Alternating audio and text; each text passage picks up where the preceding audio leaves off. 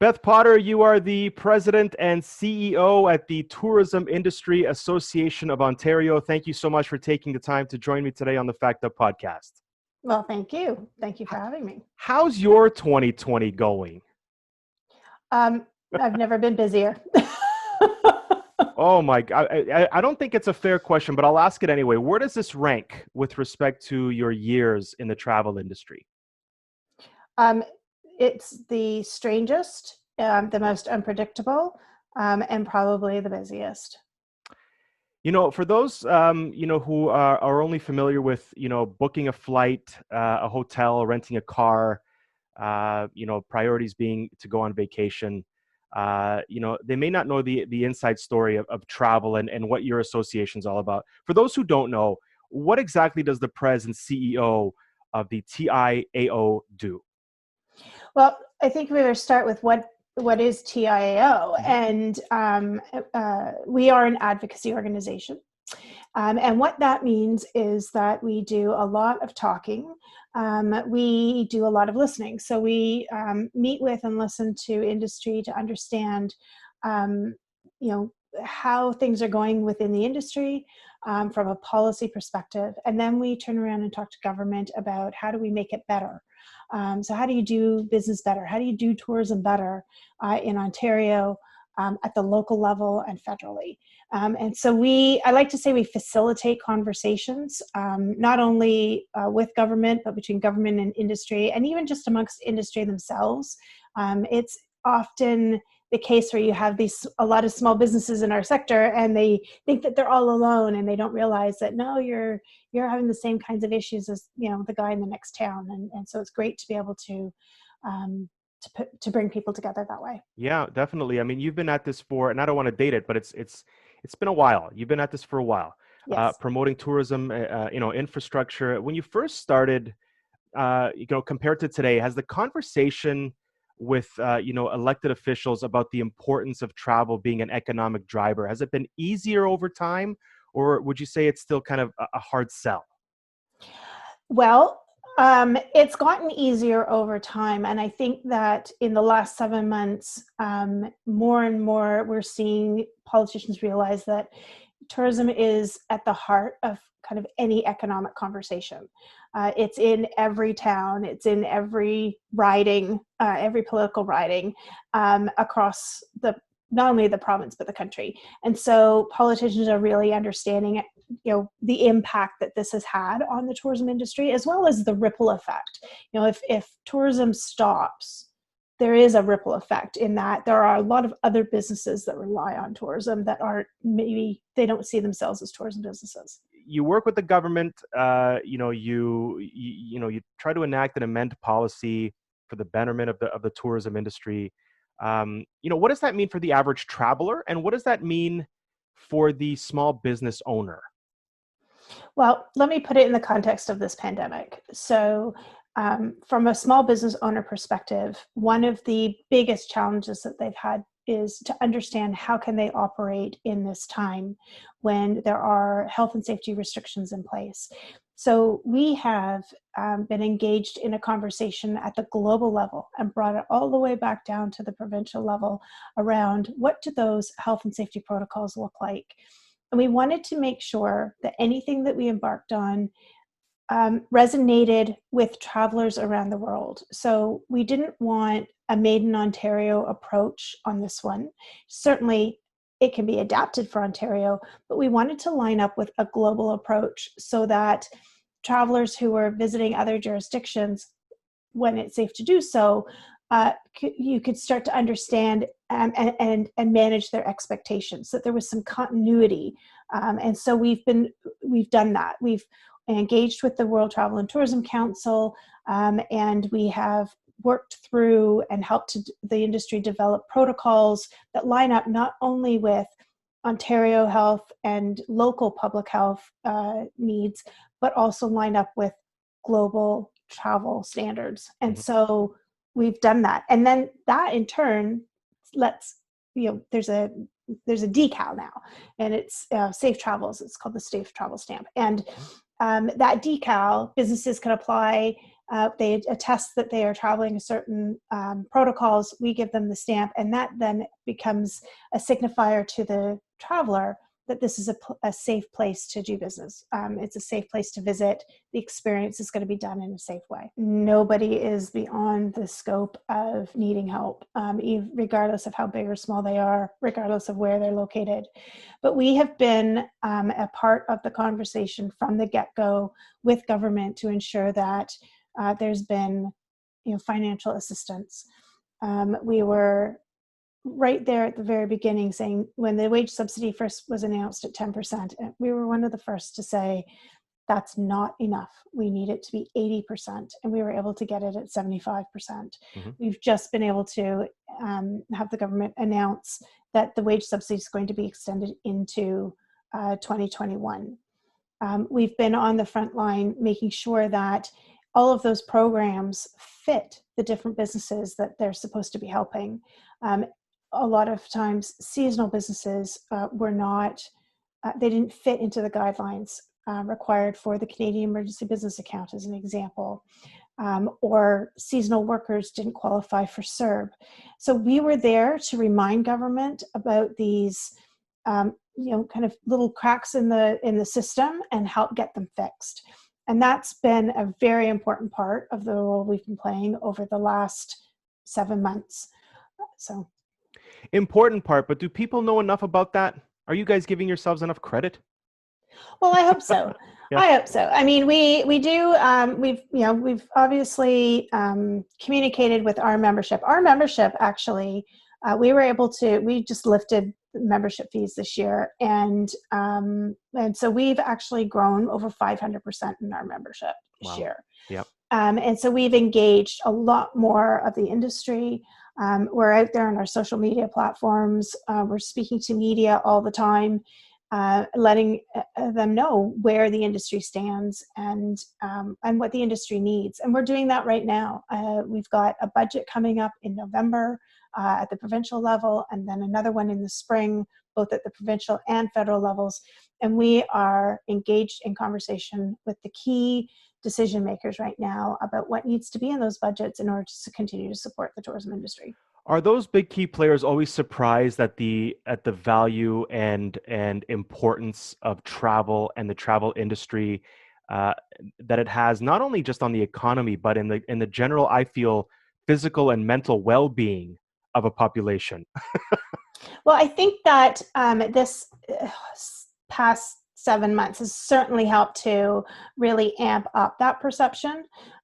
We've been very vocal, in all the years I've worked for TIAO, we've been very vocal about how big our industry is and how many people we employ and how many businesses are involved. But it's the indirect number of workers, the indirect economic value that really surprises people a lot. We can say, hey, we employ over 400,000 people here in Ontario, but the indirect number almost doubles it. And if tourism businesses aren't being successful, then those other 400,000 jobs could be in jeopardy. And that's something that not a lot of people think about. Right. I mean, your typical week before COVID, what did that look like? And what have been some of your biggest challenges since all this started going around the world and started to impact Canada specifically? So before COVID, a typical week, I would be in any number of meetings with government talking about policy changes that are needed, participating in government consultations, and working collaboratively with industry partners to find solutions to challenges like we were in the middle of a labor shortage prior to the pandemic. Now we're in a position where our industry has laid off so many people that we're afraid of losing that labor that we're going to need back someday. And so how do we circumnavigate that? So that's been one of our biggest challenges. But I would say one of the most important things that we've done since this pandemic started is to just be there and listen, to be the person on the other end of the phone for those small business owners that don't know, if the roof's coming down on them right now or next week, if they'll make it to the end of the year, if they'll make it to next season, just being somebody who will listen, who's somebody that they can vent to, somebody that, it just support on the other end of the phone. That's probably been one of our most important roles since March. You're great minds, Beth. You're reading my mind. I was going to ask you, the next question. What was the conversations? What were the conversations like with small business owners in March, and what are those conversations looking like now, going into the off season? So in March, there was a desperation for information. They wanted to know when was the border going to open back up? When were they as a business going to be allowed to open back up? We've got, U.S. owners that have, own resorts here in Ontario. Can they get across the border? And so it was a desperation. They wanted information, and government, to their credit, usually a fairly slow moving machine, heard the urgency through organizations like ours and did react quickly. Did they get it right every time? No. Did they respond when we went back and said, hey, this isn't quite fitting the bill? Yeah, they did. So you have to give them that credit. Now the conversations are more along the lines of, okay, how do we make it through to the end of the year? We've taken advantage of these programs. Is the program going to be extended? Are there any nuances to the program? Again, it's more information, but I will have to say people are a little bit more calm now than they were. That doesn't, and I don't mean to take away any kind of urgency around those that are facing really tough financial times, because Right. there are a lot of those as well. What's inspired you since all this began, both professionally and personally? Well, professionally, it's amazing to see the people come together, and the ability to transition and work in a different way. I was not a big proponent of everybody working remotely prior Right. to this, and now I'm wondering whether or not we need an office, because A lot of we've people done are. really well. Right. That's right. So that's been pretty amazing, um, and the resilience of people, and not only from a work perspective, but in my own personal life. Life didn't stop. Life continued. We still had a wedding for, in the family this summer. We still had, get-togethers. They were a little bit different. Yes, they were a little bit smaller, but we were still able to do that. And people, that need to get together and to be with the people that you love, the people that make your life full of color and vibrancy, that continued, and that was amazing. I've been a proponent for the staycation for many, many years before it was fashionable. And I like to use that word fashionable because now it's all about, supporting local business, which is fantastic. Yes. Seeing your own backyard, which is finally fantastic. Do you think that COVID made the staycation cool again in these parts? Have we been taking our backyard for granted for all these years? Yes. And I noticed that Yes. response. I noticed the Yes. tone there, Yes, Beth. I do. I think so. We have got such an amazing province, and we've got such an amazing country. And, here's a little fact. Normally in a given year, about $43 billion leaves our country when people go on vacation somewhere else. If we could capture half of that, we would not be in a problem at all right now in the tourism industry. So if we could just encourage more people to explore their own backyards. And I have to say, there were some really cool stories this summer about, new Canadians exploring Northern Ontario. It hard to get an RV, hard to get a campground, not just because all the campgrounds are full. I mean, everybody was reduced capacity in order to keep the physical distancing in place, but people were going out and they were trying new things. Hiking trails packed with people because they need to get outside, they need to get out of the house, they need to, they want to get out and walk and see their neighborhood, see the fall colors. I plan personally on doing all of my shopping locally for Christmas this year. We are in the process of collecting, all the shop local campaigns. We're going to put it out through our social media, and I will be doing all of my Christmas shopping here in Ontario. But on another level, with the Takeout Wednesday, you know, and kind of supporting small local business with food, not to put you on the spot, but I'm a big food guy and I'd love to hear suggestions. Have you been finding that you've been supporting specific restaurants with like on a local level with a Takeout Wednesday? And if so, I'd love to know what your suggestions are, because I want to gain a few more pounds. Okay, so I don't limit it to Wednesdays. It's kind of whatever night of the week I don't want to cook. Right. But we certainly have been, and trying to very much stay away from the chain restaurants, and supporting local chefs, local entrepreneurs. And one of the really cool things that we're doing this year, so we have our big awards gala coming up at the end of the month. And of course, we're doing it virtually. And so we have worked with the Culinary Tourism Alliance, and people who are attending the gala can order a dinner that will be delivered from a local feast-on restaurant to wherever they're watching the gala broadcast. Wow. Across the province. We will be supporting so many local restaurants at the end of the month, because through this effort, and I love that. I think that's fantastic. We're also been very involved with the DMO, the Destination Marketing Organizations, and Culinary Tourism Alliance, creating this Great Taste of Ontario experience, and it's going to be launched in full next week. In fact, there'll be a big supplement in the Globe and Mail next Friday. Mm-hmm. So October 16th. So watch for that. I think as a traveler and just I could care less about a selfie. I'm in my mid 40s. I don't care about the selfie. I care about the experience. I care about the people I meet on a trip. I care about inhaling the air and watching the sunset and kind of taking it in. I want to be able to experience those down the road.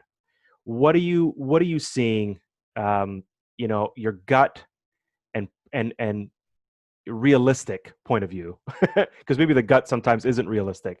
What are we looking at with 2021? Are we kind of going back to a little bit more normal, or are we in this for the long run and it's going to take longer than we all want?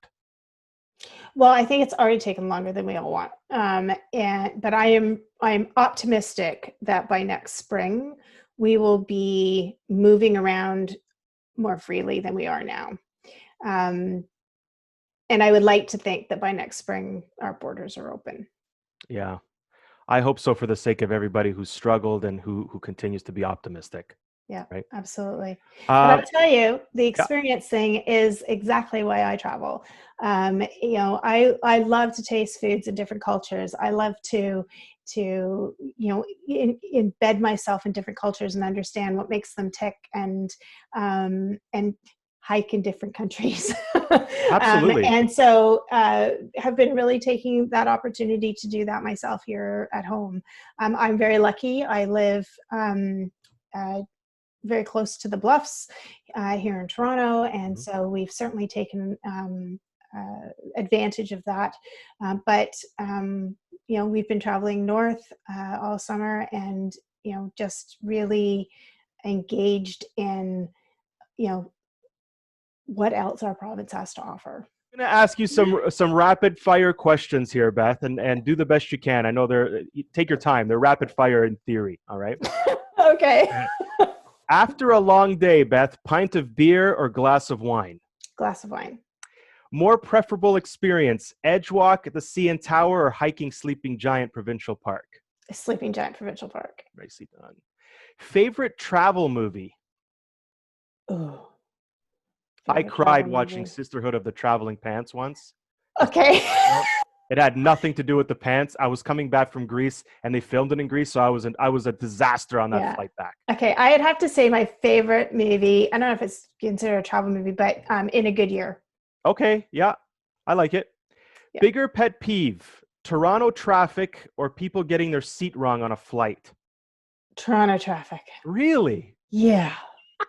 You mean to tell me that if I had 23A on my ticket and I sat in 31B, which happens to be your seat, Toronto traffic still overrides that?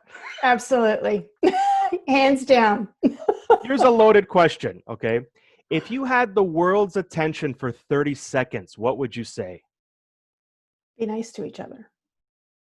That would take up one. And it would tell everybody exactly what they needed to hear. Favorite travel memory as a kid? Oh, there's so many. Um, No rush. yeah. Well, probably sliding across the ice into one of the natural steam baths in Iceland. Okay. We have a lot of things in common. Most inspirational trip you've taken? A couple of years ago, we went to Ireland and we traveled the circumference of the island. And in that trip, we visited the town where my great-grandfather was born. No, sorry, my grandfather was born and my great-grandfather. And we also found the last house where my husband's grandmother lived before she immigrated to Canada. Oh, wow. Yeah, it was really cool. Oh, I spent a wow. lot of time on Ancestry before we went. Yeah, I bet. What don't you miss about travel? Lineups. Lineups in general. Just lineups. Yeah. Where do you feel your soul lives? Oh, you know, when I'm here at home, it's definitely in at Baptiste Lake, which is where our cottage is. And I spent a good chunk of the summer there this year. I'm lucky that I was able to do that. When I'm traveling, though, I love the south of France. I just cannot get away from Provence. I love it. Your innards melt, right? Yep. Yeah, That's for awesome. lots of reasons. Right. Beth Potter, thank you so much for taking the time today to chat with me on the Fact Up podcast. I really, truly appreciate what you do and the time you've taken to talk with me today. I wish you nothing but continued health and, take care of yourself and your family and stay well and long live the travel industry. Thank you so much for having me, Jim. Really, just a pleasure talking with you today. Thank you so much. Take care. Okay, bye-bye.